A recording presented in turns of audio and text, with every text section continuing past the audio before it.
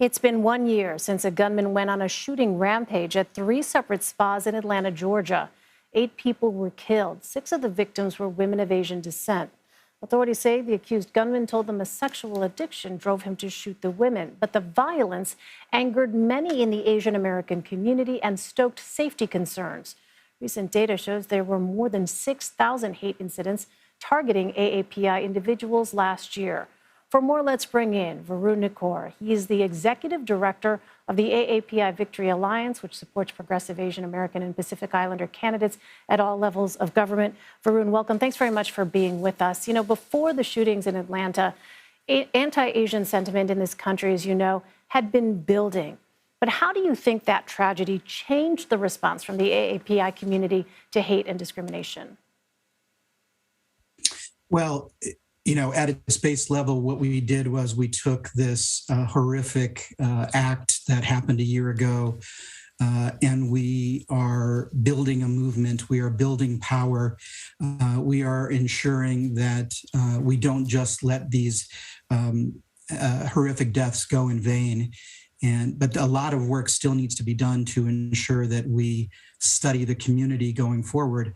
We are one of the most understudied demographics in the United States. And I think only then when we spend more time and effort in studying the community will we have an opportunity to get to the root causes of this hate and violence. Yeah, in fact, recent data from the nonprofit group Stop AAPI Hate showed there were nearly 11,000 hate incidents reported between March of 2020 and December of 2021.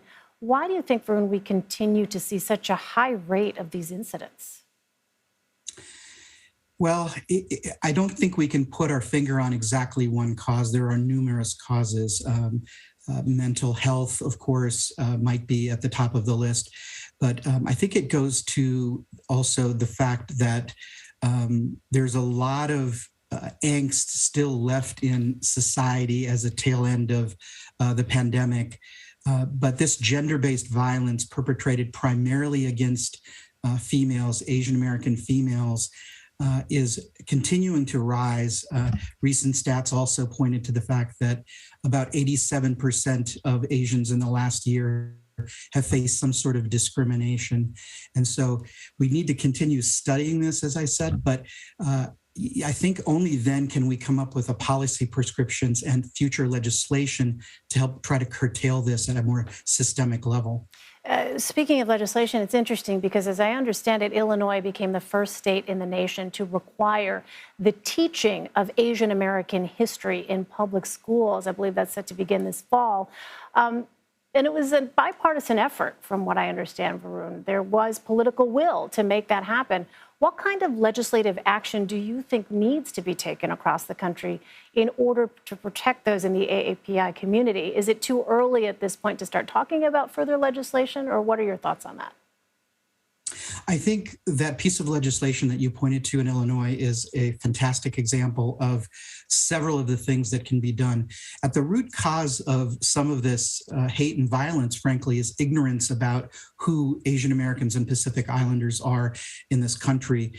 To the extent that we can help demystify the, who we are as a people, our origin story coming into this country, right? I mean, we've had Chinese and Japanese Americans in this country for over 5 to 10 generations. And of course, we have newly arrived immigrants as well.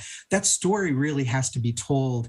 And states like Illinois, we're at the forefront of this. And I think that sort of thing needs to be copied and cookie cuttered across the nation, just as a sort of a bare minimum.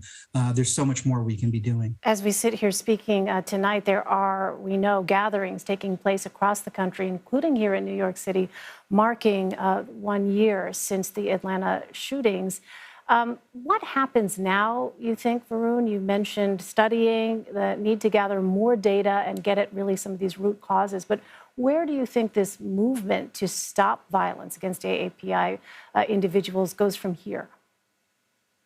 Well, I think, frankly, it really is starting to evolve, right? We have not really had a movement for Asian Americans in this country since the term Asian American was coined in the late 70s. And so from the indicators that I am seeing, more and more Asian Americans who in the past perhaps were not as civically engaged are starting to flex their muscles, flex that power on the local level. But it's really translating into political power also for the AAPI community. And whereas before, I would say 2016, before Donald Trump was president, Asian Americans, I think they just put their head down. They were the large population of AAPIs were first generation immigrants, about 60 to 65%. And we were not as involved in this day-to-day civic engagement process. And that's changed. And that trend, I think, is going to continue. We saw record levels of engagement in the 2020 election by the AAPI community. We saw it last year as an early warning in the Virginia election where I live. And so I think this is only going to increase in the future and create further opportunities for engagement for the AAPI community. All right, Varun, Nikore. Varun, thank you very much for joining us. Thank you.